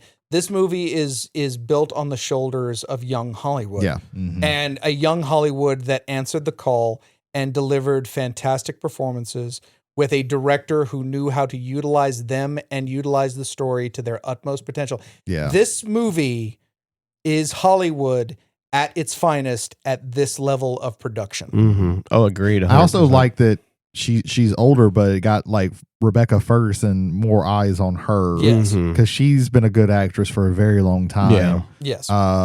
Dr. Sleep is the main one that like sticks out to me, but there's a couple other things that I think she holds her own opposite Tom Cruise in the Mission Impossible movies she's done. I think she's powerful. I've heard she's good in those. She's strong enough to like beat, like when you have that kind of like supernova superstar. Yeah. And to be able to like have a like in the movie and still be remembered. Yeah. I think that's amazing. I like that she's like an underrated actress. And me talking about young Hollywood, I don't want to detract from her. She actually does. Yeah. Rebecca Ferguson did a fantastic job in this movie. So many people did. But so many people. But did. again, he turns to Chani. Paul. The Baron gets killed. Sardaukar gets killed. Bring all the people into like the assembly hall. Yeah. He turns to Chani and goes, I don't care. Whatever happens here for it, know that I will always love you. Know that my heart will only belong to you. As long as I breathe. As long as I breathe. Yeah. And then we're not even a minute out of that. It's like, Emperor Corno, give me your daughter's hand in marriage. Yeah. Like, Jesus Christ. Immediately. The shock on Zendaya's face. I'm mentioning the person. The right. shock on Zendaya's face. The confusion on Florence Pugh's face. Yes. And the utmost like the utmost determination on Paul's face. Yeah. All three of them at the same time. Yeah. fantastic. Yeah. This is exactly what I envisioned this scene to be. Even though there are differences there, this is what I envisioned these characters doing at that time. And then you have Fade stepping up, and then you the have Emperor's champion. Take my blade. Yeah. And then we get May Thy Knife Chip and Shatter. May which- Thy I love Chip that and that's a shatter. callback of that's melding in Jamas, Yeah. who in reality was not his friend and Yes. teacher, but Right. to Yes. Paul Right. was his friend and teacher. Right. Yeah. Because they show it a couple of times. I imagine there were several times where he looked back I into think his vision. You're meant to assume that, and Yeah. I think rightfully so. and to yes. him, Jamas was a friend, basically. Yeah. And all then that his time, friend since, all that time since he died, and he's still calling Yeah. out to him. Yeah, and Fantastic. then melding with the salute that Duncan Idaho gives him right before Yes. he sacrifices Before he- himself Mhm. is so good, and just the sardonic "May thy knife chip and May thy shatter." knife Yeah, yeah, yeah, yeah. And I was- like, It's like, which oh yeah, one, because of the voice, calls back Stellan Skarsgård, calls back Baron Harkonnen, Mhm. yeah, and like everything that's going on there. That fight is Mhm. fantastic. It is. Their styles work together, Yeah. but they are different styles. yeah, Yes. Mhm. And they're both going on, and they take the time out of that to say, is that your little pet? Yeah. I- Any special attention to any, the special, pet? any special attention to the pet? And like, Mhm. And you like, see which is- Paul gets mad. Paul gets mad, and Paul starts, and then he gets stabbed. He gets stabbed. Spoilers for the book. That doesn't happen in the book. He does not get stabbed in the book. Mhm. The fight in 84 is more Something. akin to the book Yeah. than it Okay. is to the. It's something. So it is something. So he gets stabbed, and so the tension is now where you had no tension in the army battle. Right. You have the utmost tension And in this battle. no This music. there's No They're music. it's just sound and Yep. whisper and like feet Mhm. sliding on the floor and knives like slipping through the air. Mm-hmm. And then he grabs the blade and there's a twist, and Mm-hmm. just for enough time, Mm-hmm. everything stops. Yep. And Phaedroth has been stabbed in the heart. It goes, for me, it flashbacks to the training sequence he had with Gurney, Yeah. Yeah. where he's like, yes, you would have killed me, but Yeah. I also would have killed you. No, we would have joined each other We in would, death. in death. Yeah. And then the final callback there, Yeah. it's like, you fought well, Atreides. You fought well, Atreides, yes. Yeah. So, Yeah. Zendaya said that earlier in the movie, too. You fought well. yeah. The Houses of the Landsrat said, we don't recognize the marriage. Okay, well, we're flying up there to kill all of you now. Yeah. And the holy war begins. Yeah. Dune Part 2. Dune Yeah. Part 2. I do like that we end on Chani Yes. running away, like her basically an act of rebellion. Yeah. Yeah. Like, I'd say that we leave on Chani leaving. Mhm. yeah. That's the last thing we see is Chani departing from that. Mhm. Running away like has a little tinge of cowardice to it. I mean, yeah, of course. She's making the decision, I want no part of this. Yes. And it's almost like also like Paul's situation with the women anyway is a reflection of Duke Leto because they don't really go into it in this movie as much, but he said it once and he says it in the 84 movie, and I don't know how much he goes into it in the actual book, but he talking about Jessica, I wish I would have married you because Jessica was his concubine, Yeah. not his wife. Right. And now Paul's in a situation Yeah. where Chani will be a concubine and the emperor's daughter will be his well, hopefully, Yeah. quote unquote. But anyway, I just thought that was a cool Yeah. mirror. You know, So I will mirror what I said last week. This movie gets this gets my strongest recommendation. These movies should be watched. I will never say watch these two movies back to back. No. day to but- day though. Yeah. If The way we did it. Yeah. Watch the Dune Part 1. Give it a yourself a week. week. Give it a week and watch Dune the Part second. I would 2. say every once in a while you could do like a special day where it's like, okay, today we're just going to watch Dune. Yeah. And that's going to be our special thing. Yeah. I mean, for God's sakes, people watch the special editions of the Lord of the Rings like in a day. No. That's part of my reason. Like me, I cannot do. I can't do 6 hours of movie. Yeah. I can't. Yeah. I can't. Like a book, I'll read for about an hour or two, and then it's like, okay, stop here. Go. It's one of the reasons why I love chapters because it's like, oh, I can stop. Boom. Okay. Yeah. But yeah. Strongest recommendation. Just around the room, just very quickly. recommend? How highly do you recommend? What did you think of Dune 2? Yeah, this movie. Dune Part Two. I think we mentioned this last time, but it's kind of like a Kill Bill Volume 1, Volume 2 situation, where one has like most of the action. There's a lot the of other one, parallels and there's to a that. lot of more, and there's It's a lot more. it's in reverse because Yeah, Kill Bill has it's all the reversed. action and 2 has all. Well, the Kill dialogue. Bill is also a kung fu movie, and then it's a western. Yeah, but and a lot of people like for that reason don't like Kill Bill Volume 2. I actually I like to. I really fucking love. I love 2 as 2. well because that's to me the meteor. That's movie. the revenge part of the movie. But this they're similar in that way, but I think they do like complement each other very well. And yeah, it's like great action. The pace. The thing about this one is the pace does move very quickly because they did all the setup in the first movie, so they don't have to stop and explain to you.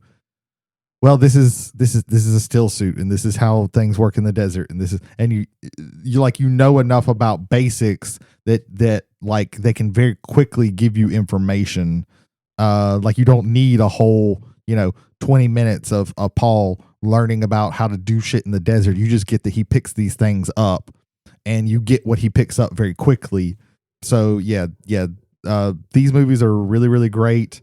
I've never watched the original or the 1984, the first movie of Dune.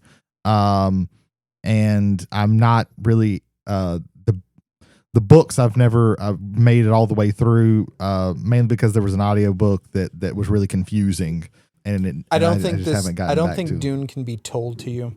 I think you have to read it at your own pace. The problem with this one though was that it was a full cast, which was cool, except that when you first, I would hate the shit out of that. no, I loved it. The problem was it was a full cast, but not really, because when they first introduced a character, it would be of a different voice, and then just the rest of the time, like the first time you meet Jessica, it's a lady, and you get her voice, and the next time you hear Jessica, it's just the narrator doing a voice, and it was it was very confusing because you can't keep track of people. Yeah, because they no. And that's the main reason why I haven't gone back to yeah. Dune. No, please no, don't do that. But yeah, if you ever want Dune audiobook, don't look up the full like the full cast because it's just too confusing. I think there's too many fucking characters in the book, and you can't keep track of it when they switch back to the narrator doing it. But yeah, this is great. I think it stands alone. If you don't know shit about Dune, or if you just know the basics of it, like you can still like understand it and follow it. And I think it's a really good. I fucking love Denis Villeneuve. I haven't watched a movie of his that I have disliked. So My opinion. Oh, sorry. No, go ahead. My opinion is you do not get films of this caliber often, and I'm counting both of the movies together. You get an amazing composer, director, and a ridiculously talented ensemble cast from both movies. The scale of this movie, with the giant roaming desert scenes when he's sand walking with Zendaya, to the insane giant scope of some of the battles that happen, especially near the end with the Emperor's ship sitting there on that one spot. To me personally, you just don't get movies of what I like to call like on the epic level of a movie that both of these movies that I would consider a future classic film that will be watched over and over again, much like Lord of the Rings, the Lord of the Rings trilogy. In fact, in my personal opinion, there hasn't been a movie on this scale since the Lord of the Rings trilogy. That's just not how, like genre fiction. That's especially. that's how I feel. The superhero movies are okay and they're fine. And we had the MCU run of 18 films or whatever it was, and that ended. It's over. But in the scope of all those movies, there were only a handful of them that I would consider memorable. And even those movies, really, most of them, with maybe the exception of Infinity War, really weren't on a large enough scale. And also, there's so many characters and so many different things going on in those movies. And in Dune, you're focused on a story that, of course, it has layers, and you have just like the line in the movie, you have plans within plans, you have plots within plots, and you have tie-ins and callbacks and flashforwards. And everything is so meticulously done, but in the best possible way. The attention to detail, all the way down to the scene where you're explaining these little layers of lore where Jessica's asking how the water of life is made, and you see the tender of the worms say that there can only be one in the area because they will kill each other. Just fantastic storytelling. It's probably one of my favorite films, both of them together, that I've seen since Lord of the Rings. I just can't recommend parts 1 and 2 of Dune enough. It's just amazing art. Ethan, Looking at both part 1 and part 2 together, I am very glad I watched these movies. It takes the story that Frank Herbert gave us into a different, I wouldn't say too drastic of a different take on it, but it's different enough to where it feels like its own thing in a sense, and it's like we were talking about with these young Hollywood actors taking these characters, driving them forward into really just fantastic performances. It is absolutely enjoyable. The action scenes in it, Oscar Isaac, Josh Brolin, Dave Bautista, Christopher Walken, all of them just also being in the film and adding their experience into it. Everything just comes together, and I very much enjoyed both of these movies. cool beans. Thank you very much, sir. I'm glad you enjoyed that. I really am, because this is this is my favorite story ever told. So. Skarsgård also included him. Of course. Yeah. Mm-hmm. Be prepared, because in the 84 movie, just a little small teaser, there'll be a scene where they just go, and Jessica became the Reverend Mother. Interesting. Gotcha.